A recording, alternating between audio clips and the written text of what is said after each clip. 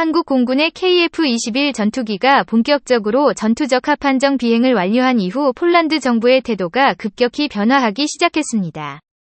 KF-21의 전투적합 함정 비행 소식이 들려오자마자 폴란드 정부 측은 150억 지원티, 우리나라 돈으로 약 5조 원에 달하는 애플 F-35 전투기 추가 도입 사안을 아주 빠르게 취소했습니다.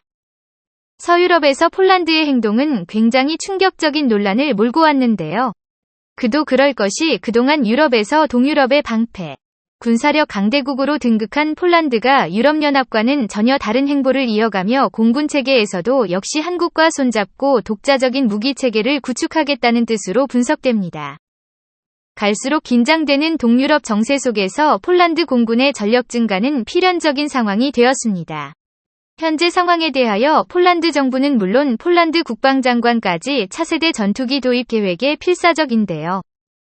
그런데 폴란드 측에서 먼저 F-35는 물론 유로파이터까지 포기하고 KF-21 전투기를 언급한 것은 굉장히 이례적입니다.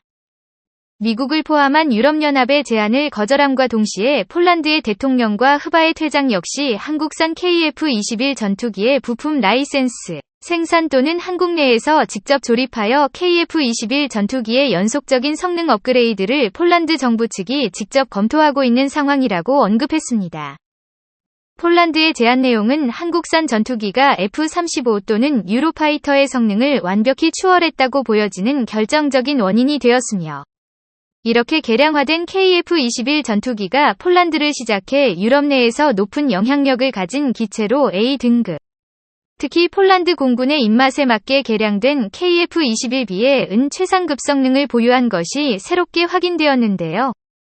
모두가 알다시피 현재 한국군의 기술력은 더욱 좋아지고 있고 이지스함과 잠수함의 숫자도 순식간에 늘어나고 있으며 마침내 최첨단 전투기까지 직접 제작할 정도로 무시무시한 군사력을 독단적으로 보유하게 되었습니다. 그런데 많은 사람들이 한 가지 간과하고 있는 사실은 그러한 한국 군사력의 숨은 저력에서 유럽은 물론 세계 1위 군사력을 가진 미국을 뛰어넘을 정도로 독보적인 분야가 아주 많다는 점인데요. 최근 미군이 운용하는 미국산 F-35 전투기보다 한국산 KF-21 전투기의 성능이 비등할 정도로 발전하자 KF-21 전투기가 폴란드는 물론이고 스페인과 체코, 영국 등 본격적인 유럽 수출을 위한 대규모 프로젝트를 비밀리에 준비한다는 놀라운 소식이 들려왔습니다. 현재 유럽은 한 가지 고민에 빠져 있습니다. 바로 유럽산 대표 전투기인 유로파이터의 성능 개량화가 한계치에 돌입했다는 점인데요. 기본 베이스가 너무 오래되어 유로파이터 대신 사용할 최신식 전투기로 폴란드 정부가 KF-21 전투기를 지목한 이유가 있습니다. 예를 들어 한국에서도 M48 패튼 전차를 무려 5번이나 개량했지만 케이트 흑표 전차의 성능에 발끝에도 못 미치는 점을 보면 오래된 보기를 개량해봤자 어느 지점에 도달하면 한계치를 넘을 수 없다는 게 유로파이터 전투기의 치명적인 문제점입니다. 이러한 상황 속에서 폴란드의 방위산업체 PT에 따르면 KF-21 전투기와 부품 생산 능력을 공유하기 위하여 항공우주산업과 협력해 유럽 내에서 한국산 전투기 부품 공급 체계를 만들어내자고 먼저 제안하고 있습니다. 이 사실에 대해 라파엘 전투기를 개발했던 프랑스 다소의 항공 전문가들은 한국산 무기의 잠재성을 경계하는 모습을 보이면서도 KF-21 전투기 프로젝트에 대해 객관적으로 바라보며 이렇게 언급했습니다. 이번 폴란드에서 비행을 준비할 KF-21 전투기 프로젝트 역시 세계 전투기 경쟁 시장에서 성능과 가성비를 고려할 때 2016년에 개발이 완료될 KF-21 전투기와 경쟁할 만한 동일 체급의 기체가 유럽에는 없으므로 폴란드에서 차세대 레벨의 전투기 수주전이 진행될 시 무난히 대한민국의 KF-21 전투기가 수주분을 가져갈 것이며, 특히 한국산 무기들이 폴란드에서 과반수 이상의 해외 수출 실적을 달성하는 쾌거를 이룩했기에 유럽 내에서도 한국산 무기는 믿을만한 선진국의 무기 신뢰성의 무기로 재탄생한 것이 엄청난 장점이 되었다고 설명했습니다. 일명 유럽 수출의 전초전을 위해 한국과 폴란드 양국이 모두 승리하는 윈윈 전략은 한국과 폴란드 간의 외교 관계에도 엄청난 도움을 주는 것은 물론 강대국 한국이 최첨단 명품 무기 KF-21 전투기를 유럽에 판매하기 위해 최선을 다하는 것과 동시에 폴란드는 또 다른 군사무기 빚기를 위해 3년간 무기 구매에 사용할 30조 원 어치의 국방비를 마련하려고 준비 중이죠.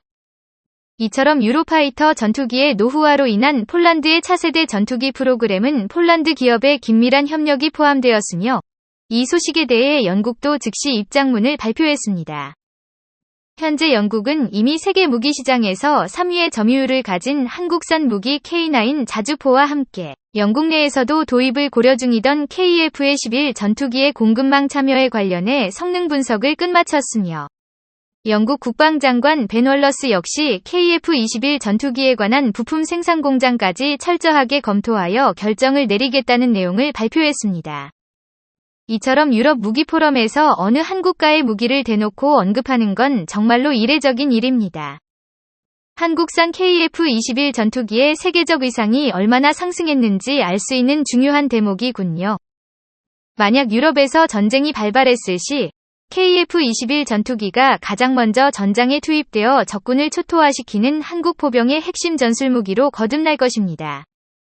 국방과학연구소에 따르면 절대 오차가 없는 초정밀 명중률을 보장하게 된 차세대 미사일을 KF-21 전투기에 장착해 발사명령 접수 시 2초 안에 첫 발을 발사하고 1분 안에 도합 18발을 발사하는 더욱 강력해진 지속화력을 보유하게 되며 쌍발 터보팬 엔진은 주엔진이 파손되거나 고장나도 임무 수행이 가능하도록 보조 동력 장치를 장착한 뒤 기체의 주입과 미일에게는 국내에서 개발한 초경량 티타늄 복합재가 KF-21 전투기를 보호할 것이라고 언급했습니다.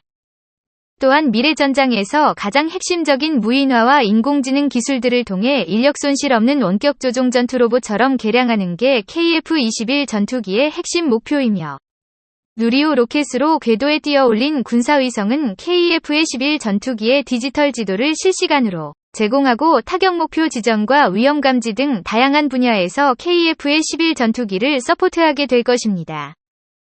마지막으로 현재 한국에서 개발 중인 현 모폭을 극초음속 미사일까지 전투기에 탑재하려는 계획이 활발히 검토되고 있죠. 과거부터 전투기는 2차 대전 이후 발달된 기술과 자원을 바탕으로 혁신적 발전을 지속적으로 거듭했으며 전투기의 제공권 장악화력은 여전히 현대 전장을 지배하는 중요한 요소 중 하나입니다.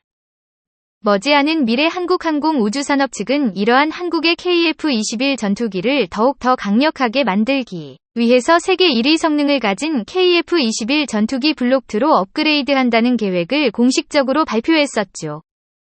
이러한 KF-21 전투기가 폴란드에 최초로 수출된다는 것은 양국 모두 윈윈 전략이 될 것입니다.